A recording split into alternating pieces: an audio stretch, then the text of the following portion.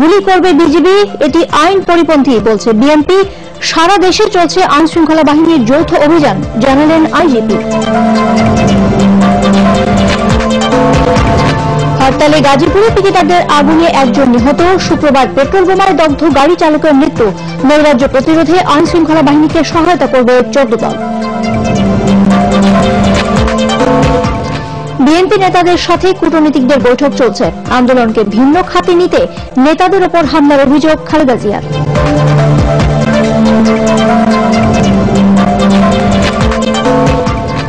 অশুভ শক্তিকে দৃঢ়ভাবে প্রতিহত করতে প্রস্তুত রয়েছে সেনাবাহিনী, বললেন প্রধানমন্ত্রী।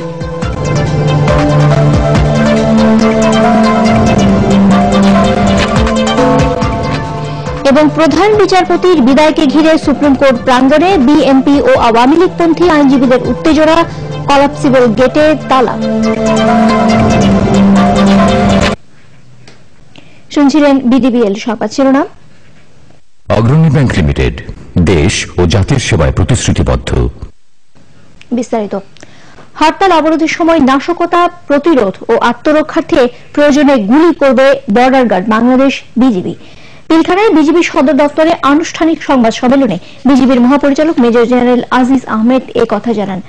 জনগণকে নিরাপত্তা দিতে যতদিন দরকার হবে বিজিবি ততদিন পর্যন্ত মাঠ পর্যায়ে বেসামরিক প্রশাসনকে সহায়তা করবে বলেও জানান তিনি। রিপোর্ট করছেন জি এম তসলিম। হরতাল অবরোধে পুলিশ র্যাবের পাশাপাশি আইন শৃঙ্খলা রক্ষায় রাজধানী সহ সারা দেশে বেশ কিছু জেলায় কাজ করছে বিজিবি।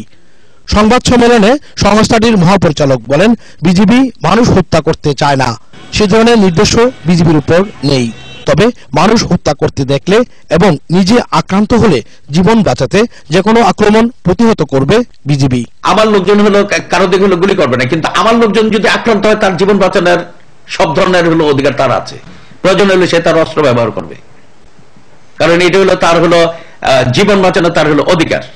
একজন পেট্রোল বোমা মারতে দেখতেছে আর আমার সামনে যদি পড়ে যায় আমি তাকে হলো ওইখান দিয়ে লাঠি দিয়ে দৌড়ানি দিব না, বিকজ ওই লোকটা পেট্রোল বোমা মারা 5 জনকে মারা, আর আমি যদি তাকে যদি ক্যাজুয়ালিটি করতে পারি আমি 5টা জীবন বাঁচাতে পারবো। আমার হয়তো যে সেই ধরনের হয়তো চিন্তা করতে হইতে পারে। এক প্রশ্নের জবাবে মহাপরিচালক বলেন, সীমান্ত পাহারা বিজিবির প্রধান কাজ হলেও আইন শৃঙ্খলা রক্ষায় বেসামরিক প্রশাসনকে সাহায্য করাও তাদের দায়িত্ব। তিনি জানান, বর্তমানে 17টি জেলায় বিজিবি মোতায়েন রয়েছে। এছাড়া কিছু কিছু জেলায় প্রশাসনের আবেদনের প্রেক্ষিতে স্ট্যান্ড বাই রাখা হয়েছে বিজিবি সদস্যদের। বিভিন্ন জায়গায় যে রিজার্ভ গুলো সবসময় থাকে, সারা বছরই আমি কিন্তু কোম্পানি লেভেলে বলেন, ব্যাটালিয়ন লেভেলে বলেন, সেক্টর কমান্ডার সেক্টর লেভেলে বলেন, রিজন লেভেলে যে আমার রিজার্ভ গুলো থাকে সেই রিজার্ভ গুলো এনে আমি ধরেন এই সমস্ত দায়িত্ব পালন করি। সেন্সিটিভ জায়গাগুলো থেকে কিন্তু আমি সামান্য ইয়ে করি, বরঞ্চ আমার ওই পেট্রোলিং ওদিকে আরো বাড়াই দিই। এই জিনিসটা আমি করি। তার মানে আমি কিন্তু আপনাদেরকে আপনারা এটা খোঁজখবর নিয়েও জানতে পারেন, আমি কিন্তু কোন একটা বর্ডার সীমান্তে একটা সৈনিককেও কিন্তু এই দায়িত্ব পালনের জন্য আনি নাই। বিজিবি মহাপরিচালক আরো জানান, সীমান্তের দুর্গম ও পাহাড়ি এলাকায় বিওপি ও বিএসপি নির্মাণ, জনবল ও টহলের সংখ্যা বৃদ্ধি ও ইয়ারউইং সংযোজনের সিদ্ধান্ত নেওয়া হয়েছে। G M Taslim, ATN Bangla, Dhaka. হরতাল অবরোধের সময় নাশকতা প্রতিরোধ ও আত্মরক্ষার প্রয়োজনে বিজিবির গুলি করার নির্দেশকে আইন পরিপন্থী উল্লেখ করে গভীর উদ্বেগ জানিয়েছে বিএনপি। এক বিবৃতিতে তারা বলেছে, এটি রাজনৈতিক আন্দোলনের বিরুদ্ধে দাঁড়িয়ে গুলি চালানোর নির্দেশ, যা সম্পূর্ণ এখতিয়ার বহির্ভূত এবং বেআইনি। এতে গত কয়েকদিনের সহিংসতা ও নাশকতায় হতাহতদের প্রতি গভীর শোক জানানো হয়। বিএনপি স্থায়ী কমিটির সদস্যদের পক্ষ থেকে এই বিবৃতি দেওয়া হয়। নাশকতা ও চোরাগোপ্তা হামলাকারীদের গ্রেফতারে সারা দেশে আইন শৃঙ্খলা বাহিনীর যৌথ অভিযান চলছে বলে জানিয়েছেন পুলিশের আইজি AK-M শহীদুল হক। তিনি জানান, পুলিশ, র্যাব, বিজিবি এবং বিভিন্ন সংস্থার সমন্বয়ে অভিযান আরো জোরদার করা হবে। অবরোধে নাশকতার শিকার আহতদের ঢাকা মেডিকেল কলেজ হাসপাতালে বার্ন ইউনিটে দেখতে গিয়ে তিনি এসব কথা বলেন। আরো জানাচ্ছেন মাহমুদ রহমান। আইন শৃঙ্খলা রক্ষাকারী বাহিনী এবং সরকারের নানামুখী আশ্বাসের পরও রাজধানী সহ সারা দেশে চলছে চোরাগোপ্তা হামলা, আর এসব হামলার শিকার হচ্ছেন বিভিন্ন শ্রেণী ও পেশার মানুষ। অবরোধের সময় নাশকতার শিকার আহতদের বৃহস্পতিবার বার্ন ইউনিটে দেখতে যান পুলিশের আইজি AK-M শহীদুল হক। তিনি আহতদের চিকিৎসার খোঁজ খবর নেন। পরে সাংবাদিকদের জানান, আইন শৃঙ্খলা পরিস্থিতির উন্নয়নে এরই মধ্যে শুরু হয়েছে যৌথ অভিযান। পরিস্থিতির উন্নয়ন না হওয়া পর্যন্ত এই অভিযান চলবে বলে জানান পুলিশ প্রধান। যারা এই ঘটনা ঘটিয়েছে তাদের খুঁজে বের করা হবে। আপনারা জানেন যারা এই নাশকতামূলক কাজ করতেছে আমাদের তালিকাভুক্ত কিছু সন্ত্রাসী নাম আছে, সেই অভিযান চলছে। আমাদের সকল বাহিনীর সমন্বয়ে আমরা কম্বিং এবং কম্বাইন অপারেশন আমরা চলমান রাখছি। এই অভিযান আরো জোরদার হবে। অবরোধের নামে এসব ঘটনাকে সন্ত্রাসী কর্মকাণ্ড উল্লেখ করে পুলিশ প্রধান বলেন, সাধারণ মানুষকে এসব অপরাধীদের বিরুদ্ধে তথ্য দিয়ে আইন শৃঙ্খলা বাহিনীকে সহায়তা করতে হবে। আমাদের তদন্ত চলছে, প্রত্যেকটা ক্ষেত্রে আমরা অপরাধীদেরকে শনাক্ত করে আইনের আমলে এনে বিচার ব্যবস্থা করতে পারবো ইনশাল্লাহ। পুলিশ প্রধান আরো বলেন, ঢাকা মেডিকেল কলেজ হাসপাতালের 52 ইউনিটে দেশের বিভিন্ন জায়গা থেকে আসা 24 জন মানুষের মধ্যে এর মধ্যে 3 জন মারা গেছে। নৃশংসতার শিকার এদের অধিকাংশই দিনমজুর খেটে খাওয়া মানুষ। অবরোধের নামে মানুষ হত্যা ও বোমাবাজি প্রতিরোধে আইন শৃঙ্খলা রক্ষাকারী বাহিনীকে সতর্ক থাকার নির্দেশ দেন পুলিশ প্রধান। তিনি আশা করেন খুব শিগগিরই পরিস্থিতির উন্নতি হবে। মাহমুদুর রহমান, এটিএন বাংলা, ঢাকা। বিএনপি ডাকা অনির্দিষ্টকালের অবরোধের 10ম দিনের পাশাপাশি সারা দেশে সকাল সন্ধ্যা হরতালে গাজীপুরে পিকেটারদের আগুনে 1 জন নিহত হয়েছে। জয়পুরহাট, নাটোর, ভোলা সহ কয়েকটি স্থানে হরতাল সমর্থকদের ছোড়া ককটেল এবং আগুনে পুড়ে গেছে অন্তত 20টি যানবাহন। আর রাজধানীর এলিফ্যান্ট রোডে পুলিশের গাড়ি লক্ষ্য করে বেশ কয়েকটি ককটেলের বিস্ফোরণ ঘটায় হরতাল সমর্থকরা। প্রতিনিধিদের পাঠানো তথ্যচিত্রের ভিত্তিতে রিপোর্ট করছেন বিপ্লব রায়।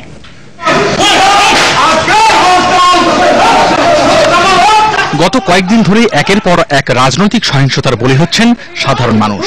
টানা অবরোধ ও হরতালে গাড়িতে অহরহ হামলা, ভাঙচুর ও অগ্নিসংযোগের ঘটনায় এখন উদ্বিগ্ন গোটা দেশবাসী।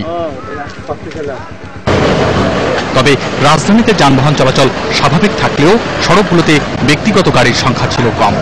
এদিকে গাজীপুরের কালিয়াকৈরে একটি বাসে অবরোধকারীদের আগুনে ঘুমন্ত অবস্থায় দগ্ধ হয়ে নির্মমভাবে মারা গেছেন বাসের সহযোগী তোফাজ্জল হোসেন। বুধবার রাতে লতিফপুর এলাকায় থামানো বাসটিতে দুর্বৃত্তরা আগুন ধরিয়ে দিলে ঘটনাস্থলেই পুড়ে মারা যান তিনি। পরে স্থানীয় লোকজন ও ফায়ার সার্ভিস কর্মীরা গিয়ে আগুন নেভায়। জয়পুরহাটের দাদরা জন্তি গ্রামের ক্লাব মোড়ে পেট্রোল বোমা ছুঁড়ে মালবোঝাই 2টি ট্রাক ও একটি প্রাইভেট কার জ্বালিয়ে দেয় অবরোধকারীরা। গাছের গুঁড়ি ফেলে এসব যানবাহনের গতি রোধ করে আগুন দেয়া হয়। নাটোরের আহমেদপুরে সিমেন্ট বোঝাই ট্রাকে আগুন দিয়ে ট্রাকের চালক ও হেলপারকে বেধড়ক পিটিয়েছে বিএনপি জামায়াত কর্মীরা। ভোলায় হরতালের পক্ষে মিছিল দিয়ে 3টি যানবাহনে আগুন দেওয়া হয়। এছাড়াও শহরের বিভিন্ন পয়েন্টে 4টি অটোরিকশা ভাঙচুর করে পিকেটাররা। এই ঘটনায় 9 জনকে আটক করেছে পুলিশ। লক্ষ্মীপুর ও নোয়াখালীতে কয়েকটি যানবাহনে ভাঙচুর ও ককটেল বিস্ফোরণের ঘটনা ঘটে। নোয়াখালীতে একটি সিএনজি অটোরিকশায় ভাঙচুর করে আগুন ধরিয়ে দেওয়া হয়। এছাড়া বরিশালের নাজির মহল্লা এলাকায় মিছিল নিয়ে গেলে ছাত্রদলের সাথে পুলিশের ধাওয়া পাল্টা ধাওয়া হয়। ঘটনাস্থল থেকে 1 জনকে গ্রেপ্তার করেছে পুলিশ। বিপ্লব রায়, এটিএন বাংলা। অবশেষে মৃত্যুর কাছে হার মেনেছেন প্রাইভেট কার চালক আবুল কালাম। গত শুক্রবার রাজধানীর মগবাজারে অবরোধকারীদের ছোড়া পেট্রোল বোমায় দগ্ধ হয়েছিলেন তিনি। এদিকে হরতাল আর টানা অবরোধে বাড়ছে পুড়ে যাওয়া রোগীর সংখ্যা, কিন্তু নেই দ্রুত চিকিৎসা দেওয়ার ব্যবস্থা। বেশিরভাগ জেলা হাসপাতালে নেই বার্ন ইউনিট, ফলে তাদের ছুটতে হচ্ছে ঢাকা মেডিকেল কলেজ হাসপাতালের বার্ন ইউনিটে। বিশেষজ্ঞরা বলছেন, আগুনে পোড়া রোগীদের দ্রুত চিকিৎসা দিতে না পারায় বেড়ে যাচ্ছে জীবনের ঝুঁকি। আরো জানাচ্ছেন মাহবুব কবির চপল। অবরোধকারীদের পেট্রোল বোমার আঘাতে শরীরের বেশিরভাগ ঝলসে যায় প্রাইভেট কার চালক আবুল কালামের। তারপরও পরিবারের আশা ছিল সুস্থ হবে কালাম, আবারও হাল ধরবে সংসারের। কিন্তু 6 দিন ঢাকা মেডিকেলের বার্ন ইউনিটে মৃত্যুর সাথে পাঞ্জা লড়ে হার মানলেন তিনি। এদিকে স্থানীয় হাসপাতালগুলোতে পর্যাপ্ত চিকিৎসা ব্যবস্থা না থাকায় রংপুরে অগ্নিদগ্ধ মিনারা বেগমকে প্রায় 24 ঘন্টা পর ভর্তি করা হয় ঢাকা মেডিকেলের বার্ন ইউনিটে। যে চিকিৎসাটা পাওয়া দরকার ছিল সেটা কোনো হয় নাই, কি পায় নাই, এই জন্যই এখানে পাঠানো হয়েছে। হরতাল অবরোধের সহিংসতায় প্রতিদিনই দেশের বিভিন্ন স্থানে পড়ছে মানুষ, কিন্তু তাদের চিকিৎসার জন্য বেশিরভাগ জেলা হাসপাতালে কোনো ব্যবস্থাই নেই। আবার কিছু হাসপাতালে সামান্য থাকলেও নেই বিশেষজ্ঞ ডাক্তার। এই অবস্থায় নিজেদের অসহায়ত্বের কথা জানিয়েছেন হাসপাতালের দায়িত্বপ্রাপ্তরা। জয়পুরহাট আধুনিক হাসপাতালে কোনো বারণ ইউনিট নাই। গুরুতর যেসব রোগী বারণ হয়ে আসে বা অনেক বেশি বারণ হয়, যাতে তাদেরকে আমরা ঢাকা বা রাজশাহী আমরা বারণ ইউনিটে রেফার করি। যেহেতু এখন দিনে দিনে আসলে বার্নের রোগী বাড়ছে এবং বার্নের যে কমপ্লিকেশনটা হয়, দেখা যায় প্রথম দিকে খুব ভালো চিকিৎসা পাইলে পরে কমপ্লিকেশনটা কম হয়। সেক্ষেত্রে আমার মনে হয় এখন ডিস্ট্রিক্ট লেভেলে বার্নের একটা ইউনিট থাকা উচিত। দেশের প্রত্যন্ত অঞ্চলে পুড়ে যাওয়া রোগীদের চিকিৎসার জন্য আসতে হচ্ছে ঢাকা মেডিকেলে। এতে নষ্ট হচ্ছে অনেক সময়, ফলে জটিলতার দিকে যাচ্ছে তাদের চিকিৎসা ব্যবস্থা। আজকে রংপুরে একটা ভালো ব্যবস্থা থাকে, তাহলে এতদূর নিয়ে আসার দরকার নেই। কারণ আমি আপনাকে বলছি যে প্রথম 24 ঘন্টা গোল্ডেন আওয়ার। আর তাছাড়া একটা রুগী রংপুর থেকে আসলে এটা মনে করতে পারে একটা সাধারণ মানুষ, এদের পক্ষে এই যে আত্মীয় স্বজন সবাই নিয়ে ঢাকায় থাকা, আর এখানে তো এমনি রুগীর চাপ বেশি। এক বছর আগেও রাজনৈতিক সহিংসতায় দেশের বিভিন্ন স্থানে আগুনে পুড়েছিল অনেক মানুষ, দেখা দিয়েছিল চিকিৎসা সংকট। কিন্তু এক বছর পরও এমন রোগীদের চিকিৎসা ব্যবস্থা করা হয়নি জেলা হাসপাতালগুলোতে। এজন্য আমলাতান্ত্রিক জটিলতাকে দায়ী করছেন এই বিশেষজ্ঞ চিকিৎসক। মাননীয় প্রধানমন্ত্রী আমাদেরকে কয়েকদিন আগে ডেকে নিয়ে একদম নির্দেশ দিয়েছেন যে তোমরা যত তাড়াতাড়ি পারো এটা করো, কিন্তু তারপরেও এটা কিছু আমলাতান্ত্রিক প্রশাসনিক জটিলতার কারণে এগুচ্ছে না। ঢাকা মেডিকেলের বার্ন ইউনিটকে একটি ইনস্টিটিউট করা হলে চিকিৎসক সংকট কমবে বলে মনে করছেন এই বিশেষজ্ঞ। মাহবুব কবির চপল, এটিএন বাংলা, ঢাকা। দেশের সব পাড়া মহল্লায় আন্দোলনের নামে নৈরাজ্যকারীদের প্রতিরোধে আইন শৃঙ্খলা বাহিনীকে সহায়তা করবে 14 দল। এজন্য জেলা উপজেলা পর্যায়ের আইন শৃঙ্খলা কমিটিতে 14 দলের নেতাদের অন্তর্ভুক্ত করা হবে। আওয়ামী লীগ সভানেত্রীর ধানমন্ডি কার্যালয়ে 14 দলের বৈঠকে শেষে এসব কথা জানান আওয়ামী লীগ নেতারা, জানাচ্ছেন নিয়াজ রহমান সজীব। এবার দেশব্যাপী নৈরাজ্যকারীদের প্রতিরোধে মাঠে নামছে 14 দল। ধানমন্ডিতে 14 দলের বৈঠকে স্বরাষ্ট্র প্রতিমন্ত্রীর উপস্থিতিতে সিদ্ধান্ত হয় বিএনপি জামাতকে প্রতিরোধে স্থানীয় আইন শৃঙ্খলা রক্ষা কমিটির সদস্য হিসেবে দেশের প্রতিটি এলাকায় কাজ করবে তাদের নেতা কর্মীরা। 14 দলের প্রতিনিধিকে অন্তর্ভুক্ত করে প্রতিটি জেলার আইন শৃঙ্খলা রক্ষা কমিটিকে পুনর্গঠিত করতে হবে। জেলা পর্যায়ে যে আইন শৃঙ্খলা রক্ষা কমিটি হবে তারাই উপজেলা পর্যায়ে, পৌরসভায়, ইউনিয়ন থানা পর্যায়ে তারা সন্ত্রাস প্রতিরোধ কমিটি করে ওই সন্ত্রাসী চিহ্নিত বোমারদেরকে চিহ্নিত করে তারা প্রয়োজনে আইন শৃঙ্খলা রক্ষা বাহিনীকে তুলে দেবে। এবারেও চূড়ান্ত পরাজিত হবে ইনশাল্লাহ, এবং এ ব্যাপারে ওরা নিজেরা মানুষের প্রস্তুত হয়ে গেছে। বিষয়টিকে ইতিবাচক হিসেবে দেখছেন স্বরাষ্ট্র প্রতিমন্ত্রী। পাড়ায় পাড়ায় মহল্লায় মহল্লায় যারা থাকে এরা তো কোনো বাসায় ঘুমায়, যারা ঘুমায় না তাদের বাবা আছে, মা আছে, তাদের সবাই তো পরিচিত। আমরা সেখানেই বলছি যে তাদেরকে আমরা চিহ্নিত করতে চাই আর কি, আইন শৃঙ্খলা বাহিনীর কাছে চিহ্নিত করে দেওয়া। এছাড়া বরাবরের মতো রাজধানীতে হরতাল বিরোধী মিছিল সমাবেশ করেছে আওয়ামী লীগ ও এর অঙ্গ সহযোগী সংগঠনের নেতাকর্মীরা। নিয়াজ রহমান সজীব, এটিএন বাংলা, ঢাকা। চলমান রাজনৈতিক পরিস্থিতি নিয়ে বিএনপি নেতাদের সাথে বৈঠকে বসেছেন ইউরোপীয় ইউনিয়ন এবং কানাডার কূটনীতিকরা। রাতে রাজধানীর গুলশানে বিএনপির স্থায়ী কমিটির সদস্য মঈন খানের বাসায় এই বৈঠকে যোগ দেন ইউরোপীয় ইউনিয়নের 8টি দেশ ও কানাডার কূটনীতিকরা। বিএনপির স্থায়ী কমিটির সদস্য অবসরপ্রাপ্ত লেফটেন্যান্ট জেনারেল মাহবুবুর রহমান, সাবেক উপমন্ত্রী রুহুল কুদ্দুস তালুকদার দুলু বৈঠকে উপস্থিত রয়েছেন। এদিকে গণতন্ত্র পুনরুদ্ধারের চলমান আন্দোলনকে ভিন্ন দিকে নিয়ে যেতে বিএনপি সিনিয়র নেতাদের উপর হামলা করা হচ্ছে বলে অভিযোগ করেছেন বিএনপি চেয়ারপারসন বেগম খালেদা জিয়া। ড্যাবের একটি প্রতিনিধি দল বিএনপি চেয়ারপারসনের গুলশান কার্যালয়ে তাঁর সাথে সাক্ষাৎ করতে গেলে তিনি এই অভিযোগ করেন। টানা 13 দিনের মতো পুলিশি বেষ্টনীর মধ্যে গুলশান কার্যালয়ে অবস্থান করছেন বেগম জিয়া। আজকে যে সরকার ক্ষমতায় আছে তারা কোনো নির্বাচিত সরকার নয়, জনগণের ভোটে নির্বাচিত সরকার নয়, কাজে কোনো নৈতিকভাবে তাদের ক্ষমতায় থাকার কোনো অধিকার নাই। তিনি বলেছেন যে আজকে তিনি যে আন্দোলন করছেন সেটি জনগণের ভোটাধিকার প্রতিষ্ঠা করা এবং দেশে গণতন্ত্র প্রতিষ্ঠা করা, দেশে আইনের শাসন প্রতিষ্ঠা করা, মানবাধিকার প্রতিষ্ঠা করাই তার মূল লক্ষ্য।